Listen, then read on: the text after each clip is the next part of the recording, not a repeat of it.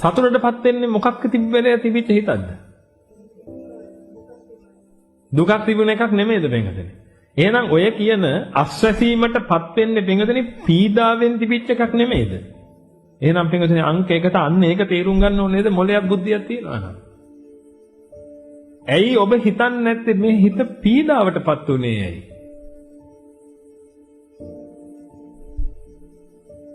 මේ වෙලාවේ අස්වැසෙන්න ඇයි හිත පීඩාවටපත් උනේ එහෙනම්? ඔන්න ඕක හිතන්නකෝ. බලන්න ඒක නෙමෙයිනේ පින්වතුනි හිතන්න අර රූප පස්සේ දුවන්න හදනවනේ ඊට පස්සේ. මොනවා හරි දෙයක් වුණාට පස්සේ පින්වතුනි යම් සහනයක් ඔබට හම්බ වෙලා තියෙනවා නම් ඔබ කල්පනා කරන්න ඕනේ නැද්ද එහෙනම් මේ සහනය හම්බුනේ එහෙනම් මේ මොකක් හරි මේකේ තියෙනවානේ. දැන් උදාහරණයක් ගමු මෙහෙම. ඔබ කොහේ හරි දණක් කසනවා. අපිට පිට කියලා. පිටේ කොහේ හරි දණක් ඔබ කසනවා. ඒ කසනකොට පින්වතුනි ඔබට ලොකු ආස්වාදයක් දැනෙනවා. ඔබ බය වෙන්නේ නැද්ද? ඒ කියන්නේ සාමාන්‍ය කැසීම නෙමෙයි. දදයක් හැදුනහම කහනකොට ලොකු ආස්වාදයක් දැනෙලා තියෙනව නේද? හැමෝටම. දැනෙලා තියෙනව නේද? හා. දැන් ඔය අත්දැකීම් නැද්ද? දදයක් හැදිනව නැද්ද? හා. දදයක් හැදුනට පස්සේ කහනකොට. එහෙම නැත්නම් මදුරුවෙක් කාලා හරි කමන්නේ කහනකොට. සාමාන්‍යයෙන් නිකන් තියෙන දණක් කහනවට වඩා ආස්වාදී ස්වභාවයක් දැනෙනවද නැද්ද? දැනෙනවා. හා. දැන් එහෙනම් මේ දද කසනකොට එන ආස්වාදේ දන්නවනේ හැමෝම. හරි. ඔන්න ඕක දන්න ඔබ යම් වෙලාවක නිකන් ඉන්න ගමන් පිට පොඩ්ඩක් කසනවා. ඒ පිට කසනකොට පින්වතුනි ඔබට ආස්වාදයක් එනවා. අර જાති එක. බය වෙන්නේ නැද්ද? ඇයි බය වෙන්නේ? මොකක් ඇවිල්ලා කියලා හිතනවද?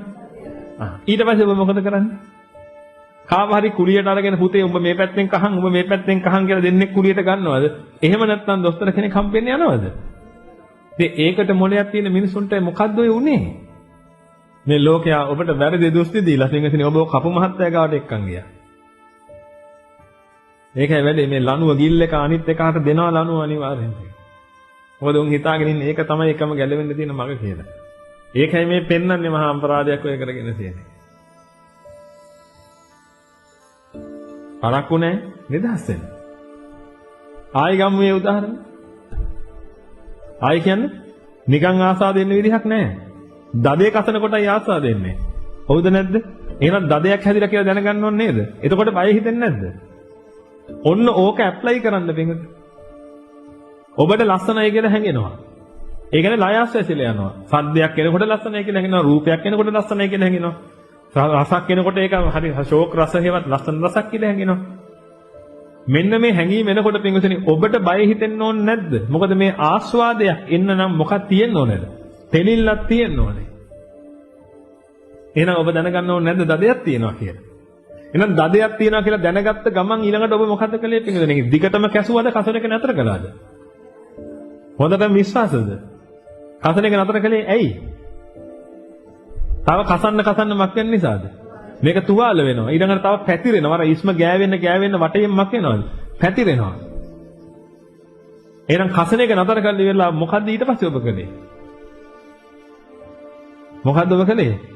බෙහෙත් ගන්න ගියා.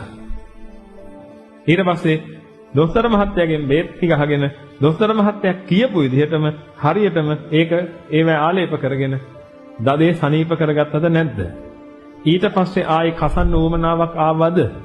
ඊට පස්සේ ආයි පින්වතුනි අර ආස්වාදයේ දැනුණාද? නෑ. ලස්සනත් ඔහොමම තමයි. ඇයි තේරුම් ගන්න නැත්තේ? ලස්සනත් ඔහොමම තමයි පින්වතුනි. එහෙනම් ඔබට ලස්සනක් එනකොට ඔබ තක්බීරි ගහන්න ඕනේ පින්වතුනි. ඔබ ලස්සනක් දැනනකොට.